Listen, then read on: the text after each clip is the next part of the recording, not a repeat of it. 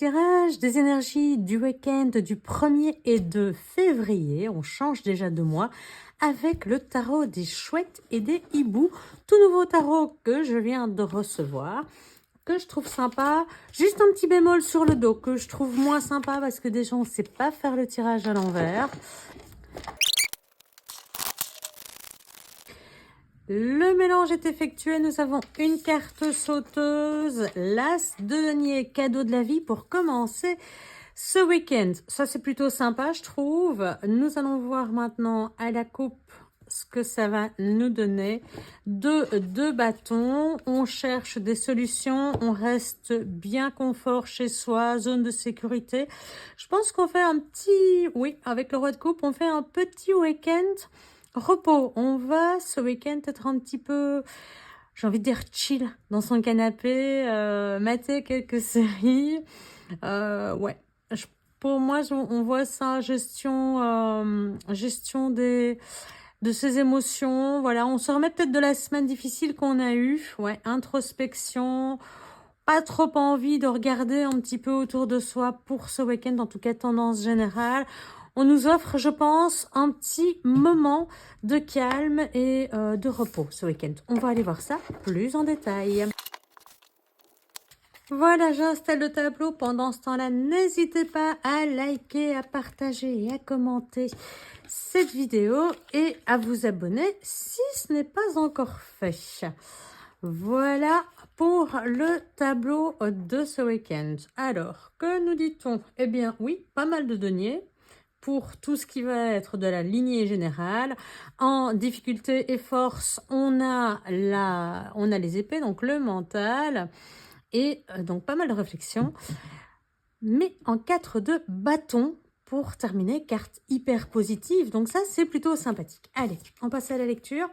Reine de denier, 3 de denier et 10 de denier. Donc, on est ici dans quelqu'un qui a l'habitude de gérer, qui a l'habitude d'avoir plein de choses à faire, à réaliser, qui sait un petit peu tout faire. Mais on l'a vu en début de tirage avec la partie de la coupe. Je pense que on est un peu fatigué ce week-end. J'ai l'impression qu'on a quand même besoin de repos, besoin de soutien, besoin de déléguer. Surtout, c'est un repos, c'est un week-end où il va falloir faire un petit peu attention à soi et prendre soin de ses propres énergies. On va aller voir ça avec.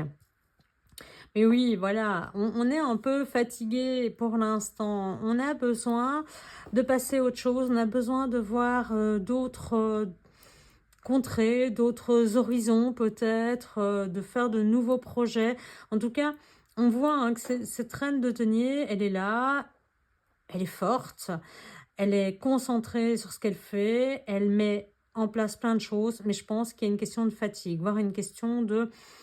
On a été un petit peu dépassé. La semaine a été compliquée, on ne va pas revenir dessus la semaine dernière, on va passer à ce week-end, mais on voit que, j'ai envie de dire, la semaine, elle est ici, elle est dans les coupes renversées, et que ça nous a vraiment mis dans un état un peu compliqué. Il va falloir, bien entendu, redresser la tête pour voir les nouvelles opportunités, pour pouvoir se redresser et continuer d'avancer sur le chemin qu'on a décidé de prendre cette semaine.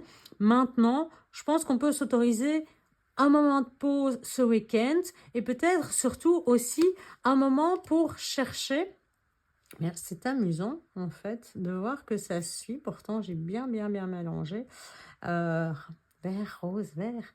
Donc, on peut, pendant ce temps-là, se dire, bah, avec qui est-ce que je vais travailler? Avec qui je vais mettre ça en place? Avec comment je pourrais faire progresser mon projet? Tout ce que j'ai décidé la semaine dernière, je vous l'avais dit, hein, c'est quelque chose qui était mis sur le long terme.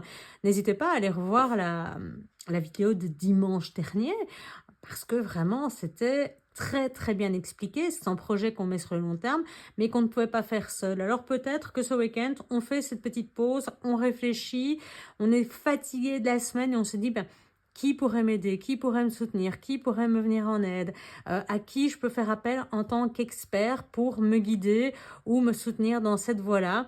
Et en tout cas, on reste clairement sur l'introspection. On a des opportunités qui s'offrent, mais est-ce qu'on les prend aujourd'hui ou est-ce qu'on mûrit encore un petit peu cette réflexion? C'est pas les cartes de coupe reviennent, hein. Donc, c'est pas gagné que on regarde notre nouvelle opportunité tout de suite. Je pense qu'on a vraiment envie de profiter d'un week-end tranquille. C'est vraiment le mot d'ordre du jour. C'est on est bien, on est avec les siens, on est avec les proches, on n'a pas envie trop de bouger. Oui, il y a cette réflexion, oui, ça doit avancer, mais un petit peu de procrastination, un petit peu de report à demain.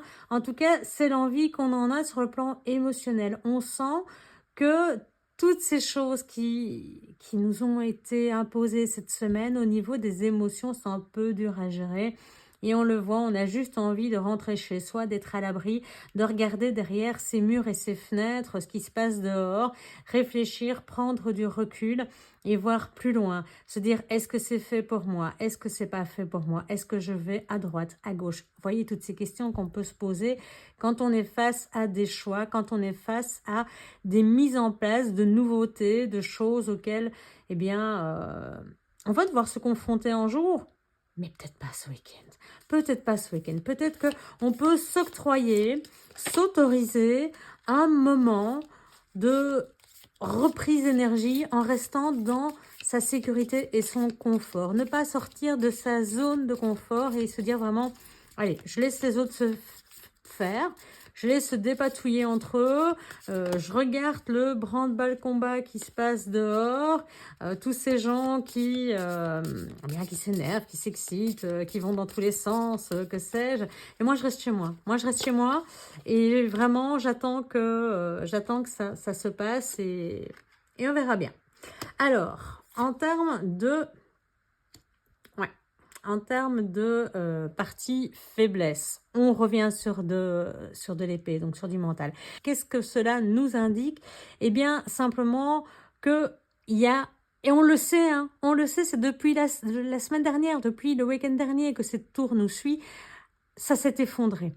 Brusquement, violemment, on a mis les choses par terre. Alors, il y a l'effet divin, si on veut, comme on dit, celui qui a fait en sorte que bien, tu ne veux pas avancer, tu ne veux pas faire les choses, on fait un bon coup de foudre ici, on met le feu, on écroule tout, il y a la version explosion.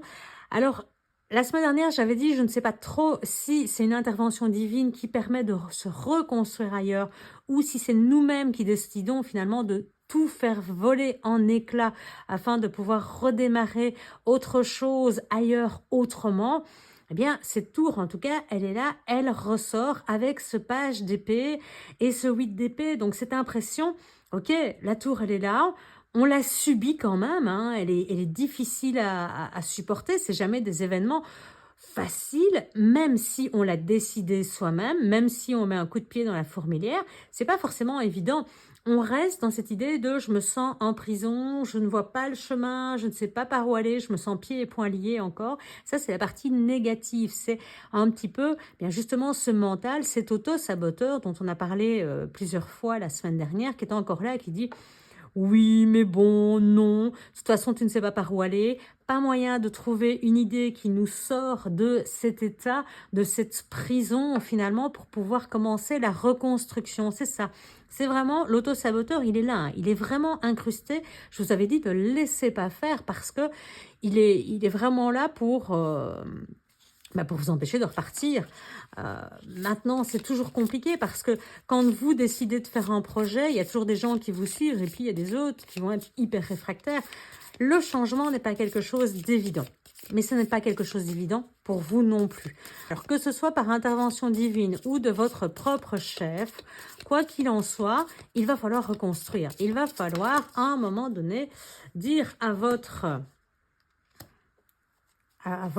conscience, oui, c'est vraiment ça, stop, tu te tais et je m'écoute. Et si vous vous souvenez, je crois, alors je ne sais plus, j'ai plus tout en tête, mais il me semble que Tour et Grande Prêtresse, c'était déjà sorti. Donc, on a la Grande Prêtresse, c'est intuition. Donc, à ne pas confondre avec l'auto-saboteur, hein. C'est ça aussi l'importance. Vous le connaissez maintenant par cœur, le mémo tarot est sorti, hop là. La tour, la maison Dieu. Ah, la maison Dieu avec la grande prêtresse. Que nous dit-on ici? La papesse. Niveau sentimental, période peu propice aux accords, réconciliations ou nouvelles rencontres, repli sur soi. Niveau professionnel, projet en gestation ou avancement retardé, conflit avec l'entourage professionnel. Sur le plan financier, situation matérielle difficile, obligation de restrictions financières, remise à plat de tous les projets soumis à de sages réflexions. Et oui, c'est vraiment ça, soumis à des réflexions de base. Donc, il va vraiment falloir revenir à vos fondamentaux, à votre intérieur, ne pas vous laisser influencer à la grenade. C'est vraiment ça, si vous connaissez la légende de Perséphone, c'est ne pas se laisser emporter par, eh bien, finalement, des désirs purement matériels, des besoins qui ne vont pas nous aider, qui vont aller à l'encontre de notre intuition, de notre moi intérieur. La grande prêtresse, elle sait techniquement ce qui est bon pour nous. Et là, elle est côté négatif. Donc, on a l'impression qu'on suit la petite voie, mais pas la bonne. Celle de l'auto-saboteur. On dit, mais non, c'est pas ça. Va faire ceci. Je sais pas moi, acheter, va t'acheter, dans les soldes, c'est fini, mais... fais-toi plaisir, fais-toi un petit resto, dépense ton argent, bois un verre, fais la fête, mais ne pense pas, ne cherche pas de solution, distrais-toi. Et donc c'est vraiment, c'est sa petite voix ici, mais pas la bonne. Alors, nous avons ici, en face, le côté positif, c'est le 9 d'épée. Le 9 d'épée, il nous dit quoi? Il nous dit qu'on n'en peut plus. Et on a 9 et 9 avec un soleil. Donc, on n'est pas loin de la fin. On avance, on a encore du chemin à faire, mais on nous dit, voilà, on veut sortir de cette impasse. On veut sortir de ce cauchemar. On n'en peut plus. C'est fini. Maintenant, on prend les choses en main. Ça, c'est le côté positif. Hein. Je vous le dis toujours, vous avez la partie ici qui vous dit, si vous prenez ce chemin-là, voilà ce qui va vous arriver. Mais si vous prenez des décisions de cet ordre-là, eh bien, vous pouvez faire évoluer les choses positivement. OK? Donc, le 9 d'épée, il vous dit, oui, OK, repose-toi, tu en as bien besoin, on est d'accord. Mais il va falloir prendre des actions. Les actions, elles sont sur le 9 de bâton.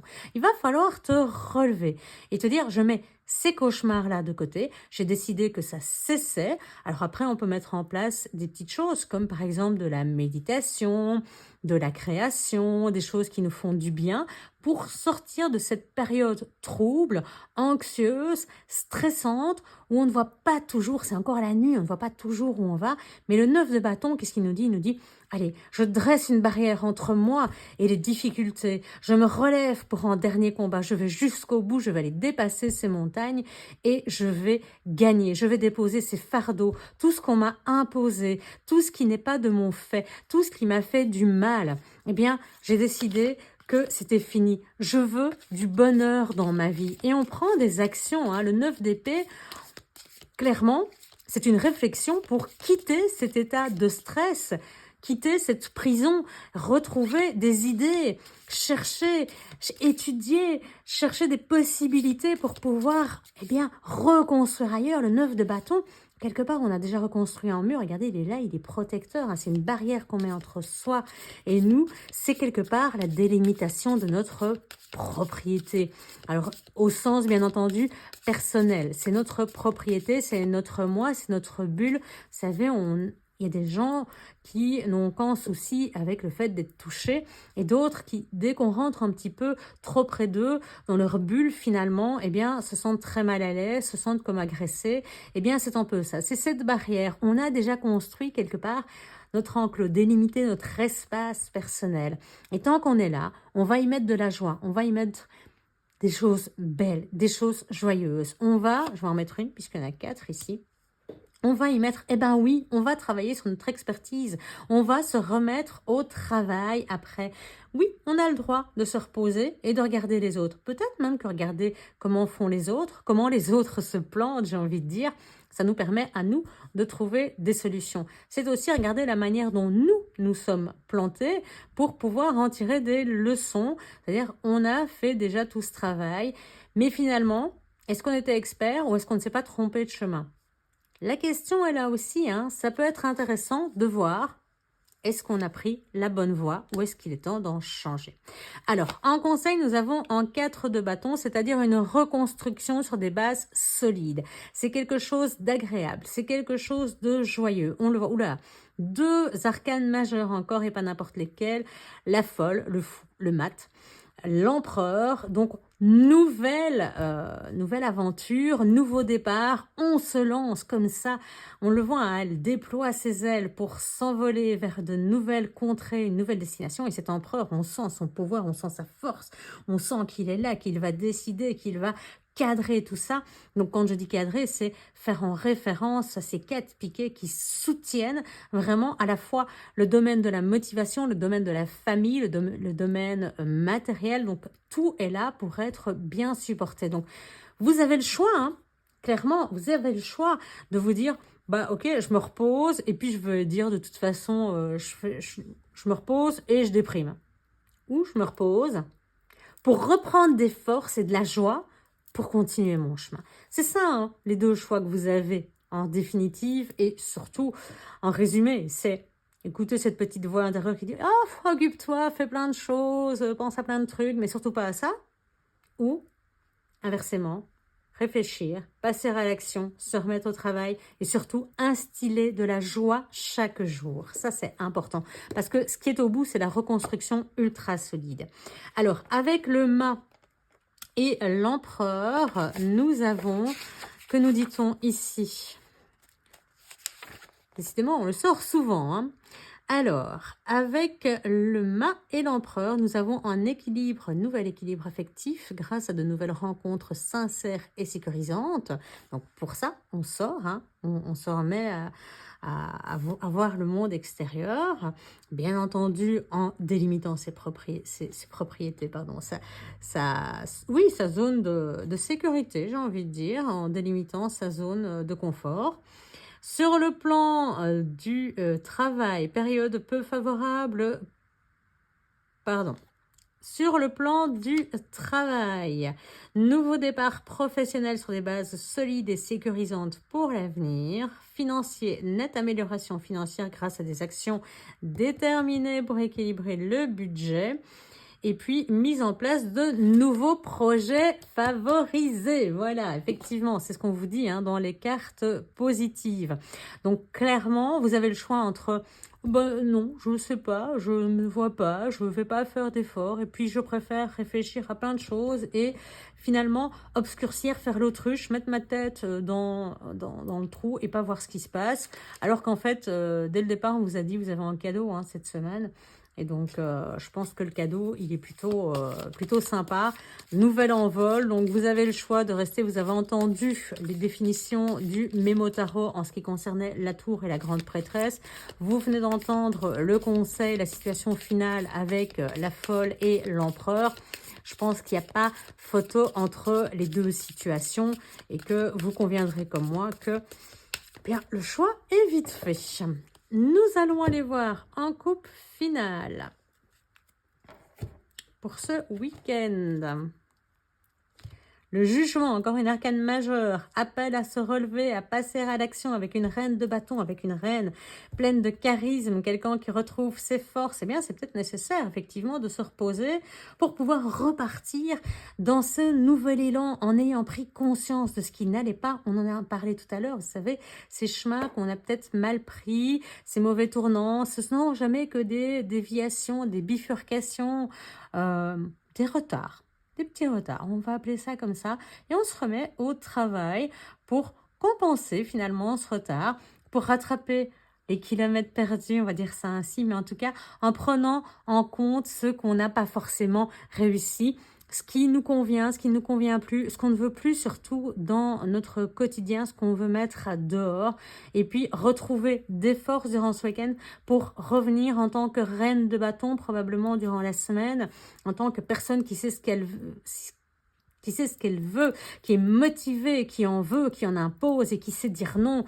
On a parlé de ces barrières, hein. Eh bien, c'est ça, c'est imposer ces barrières, c'est imposer ces limites, continuer sur cette voie-là et oser dire non.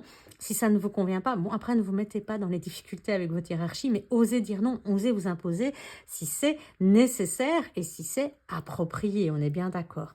Reine d'épée, tranchée, on a des énergies calmes, apaisantes, mais très fortes avec des reines qui sont maîtrisées. La reine d'épée, elle tranche dans le vif, elle va chercher des solutions, elle va réfléchir, elle va, comme on le disait tantôt, réflexion de base, réflexion intense, elle prend du recul, elle a une vue depuis son trône qui est bien plus haute que si elle avait les pattes dans la neige, et de là, elle voit bien mieux ce qui se passe autour d'elle, elle peut prendre des décisions qui sont vraiment importante et surtout claire, nette, précise et pas prise avec le coup des émotions ou le coup d'une déprime ou de mauvais conseils de notre petite voix intérieure. Et avec un cavalier de coupe, effectivement, on prend son envol.